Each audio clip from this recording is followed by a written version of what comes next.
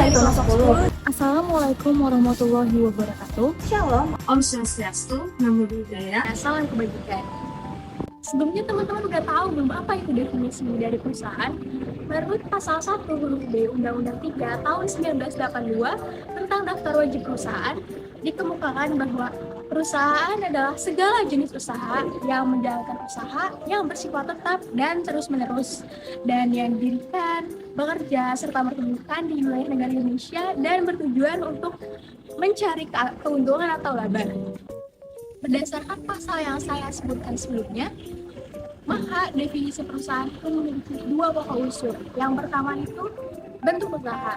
Jadi bentuk usaha dari perusahaan ini berupa organisasi ataupun badan usaha. Lalu yang kedua ini ada jenis usaha yang merupakan perusahaan yang memiliki kegiatan di bidang perekonomian untuk mencari laba. Selanjutnya, apa itu hukum perusahaan? Hukum perusahaan merupakan hukum yang mengatur tentang seluk-beluk perusahaan. Sebagian dari hukum perusahaan ini merupakan peraturan hukum-hukum yang masih baru. Apabila hukum dagang merupakan hukum khusus atau teks spesialis terhadap hukum perdata yang bersifat generalis, maka demikian pula hukum perusahaan merupakan hukum khusus terhadap hukum dagang. Perseroan terbatas. Perseroan terbatas terdiri dari dua kata, yaitu kata perseroan dan kata terbatas. Perseroan ini merujuk pada modal PT yang terdiri dari sero-sero atau saham-saham, sedangkan kata terbatas sendiri merujuk pada tanggung jawab dari pemegang saham yang terbatas pada modal yang dimilikinya sendiri. Dasar pemikiran ini dapat kita lihat dalam UU PT pasal 1 ayat 1. Dengan adanya tanggung jawab terbatas yang terdapat dalam pasal 3 ayat 1 PT dari para pemegang saham, maka perseroan terbatas ini memiliki status sebagai badan hukum. Karena unsur dari badan hukum itu sendiri, yang pertama itu memiliki harta kekayaan yang terpisah, mempunyai tujuan tertentu, mempunyai kepentingan, dan mempunyai organisasi yang besar. Baik, setelah kita mengetahui apa itu perusahaan, PT ataupun hukum perusahaan, kita akan membahas ruang lingkup dari hukum perusahaan. Hukum perusahaan ini ruang lingkupnya memiliki dua pokok utama, yaitu bentuk usaha dan juga jenis usaha. Karena setiap jenis usaha dan bentuk usaha itu akan disebut sebagai hukum perusahaan. Di Indonesia, terdapat dua kategori utama bentuk perusahaan, yaitu badan usaha berbadan hukum. Yang pertama adalah perseroan terbatas atau PT, merupakan bentuk perusahaan yang paling umum di Indonesia. PT memiliki modal yang terbagi dalam saham dan pemiliknya disebut pemegang saham. Kepemilikan saham membatasi tanggung jawab pemegang saham hanya sebesar modal yang disetorkan. Yang kedua adalah koperasi, merupakan badan usaha yang didirikan dan dioperasikan oleh dan untuk anggotanya. Koperasi bertujuan untuk mensejahterakan anggotanya melalui usaha bersama. Yang ketiga adalah yayasan, yang merupakan badan hukum yang didirikan dengan tujuan sosial, nirlaba, dan tidak terikat pada keuntungan. Yayasan didirikan oleh satu orang atau lebih yang berwakaf untuk mencapai tujuan sosial tertentu. Yang kedua, kita akan membahas mengenai badan usaha bukan berbadan hukum. Yang pertama, kita akan membahas firma atau FA, yang merupakan badan usaha yang didirikan oleh dua orang atau lebih dengan nama bersama dan tanggung jawab pribadi tidak terbatas. Artinya, semua anggota firma bertanggung jawab penuh atas dan seluruh utang ataupun kewajiban perusahaan. Yang kedua adalah persekutuan komanditer atau CV, yang merupakan badan usaha yang didirikan oleh dua orang atau lebih, di mana terdapat sekutu aktif yang mengelola perusahaan dan sekutu pasif yang hanya menanamkan modal. Sekutu aktif memiliki tanggung jawab pribadi tidak terbatas, sedangkan sekutu pasif hanya bertanggung jawab sebesar modal yang disetorkan. Dan selanjutnya kita akan membahas jenis perusahaan. Selain bentuk perusahaan, terdapat pula klasifikasi perusahaan berdasarkan jenis usahanya, yaitu yang pertama, perusahaan dagang. Perusahaan dagang melakukan kegiatan jual beli barang atau jasa. Yang kedua, perusahaan industri melakukan kegiatan pengolahan bahan baku menjadi barang jadi. Yang ketiga adalah perusahaan jasa yang menawarkan jasa kepada konsumen seperti jasa transportasi, jasa keuangan, dan jasa konsultasi. Apa sih pentingnya memahami bentuk dan jenis perusahaan? Untuk memahami bentuk dan jenis perusahaan sangatlah penting bagi para calon pengusaha dan pelaku usaha. Dengan memahami perbedaannya, mereka dapat memilih bentuk dan jenis perusahaan yang paling sesuai dengan tujuan dan kebutuhan usahanya. Sekarang kita masuk ke dalam asas-asas dalam hukum perusahaan. Yang pertama ada asas konsensualisme. Asas konsensualisme ini dapat diartikan juga sebagai sepakat. yang berasal dari kata konsensus.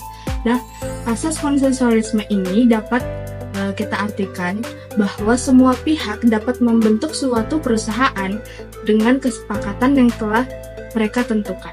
Yang kedua, ada asas kebebasan berkontrak. Asas kebebasan berkontrak adalah asas di mana setiap pihak dapat menentukan isi dari kesepakatan mereka.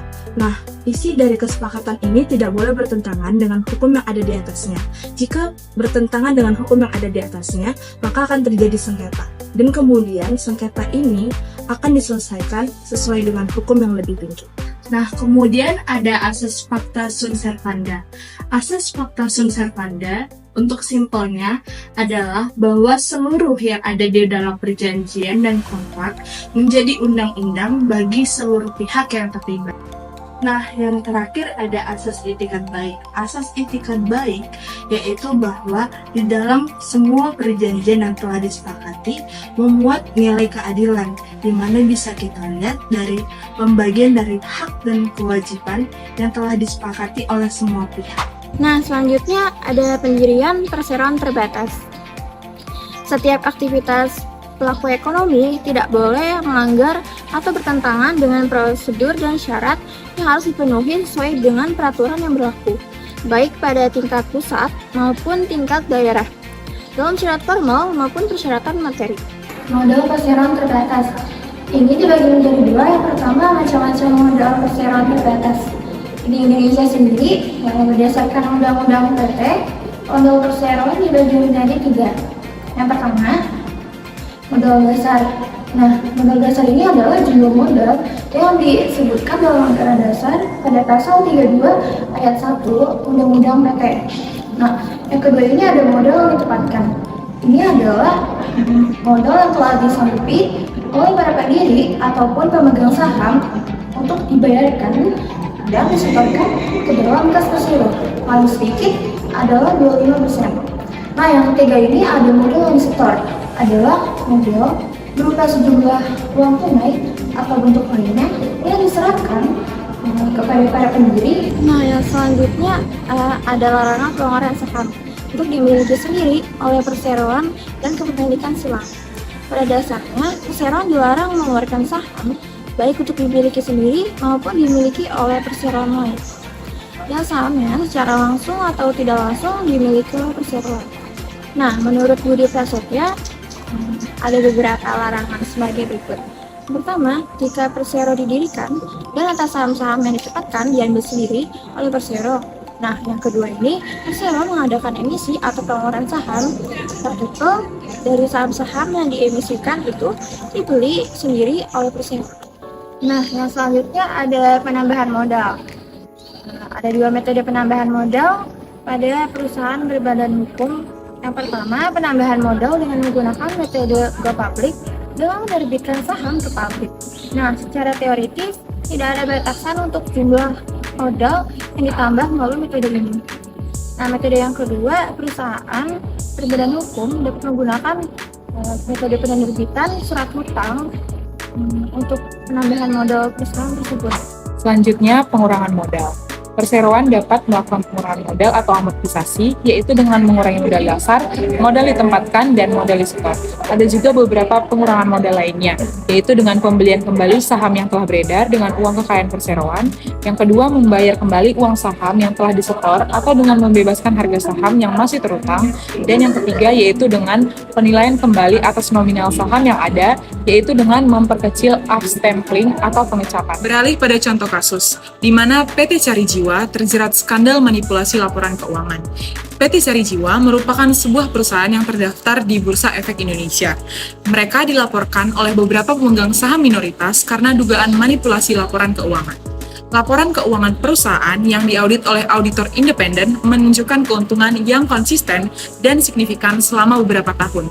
Namun berbanding terbalik dengan investigasi internal dan audit forensik yang mengungkapkan bahwa perusahaan telah menggelembungkan pendapatan dan menyembunyikan kerugian untuk meningkatkan harga saham dan menarik investor. Beralih ke analisis status. Yang pertama dari aspek hukum, di mana manipulasi laporan keuangan merupakan pelanggaran terhadap Undang-Undang Nomor 40 Tahun 2007 tentang UPT dan Peraturan Pasar Modal. Yang kedua tentang tanggung jawab direksi dan komisaris, yaitu berdasarkan pasal 97 UPT, direksi bertanggung jawab penuh atas pengurusan perseroan dan kepentingan perseroan sesuai dengan maksud dan tujuan perseroan. Sehingga kesimpulan dari kasus ini adalah pentingnya transparansi dan akuntabilitas dalam pengelolaan perusahaan. Terima kasih semuanya.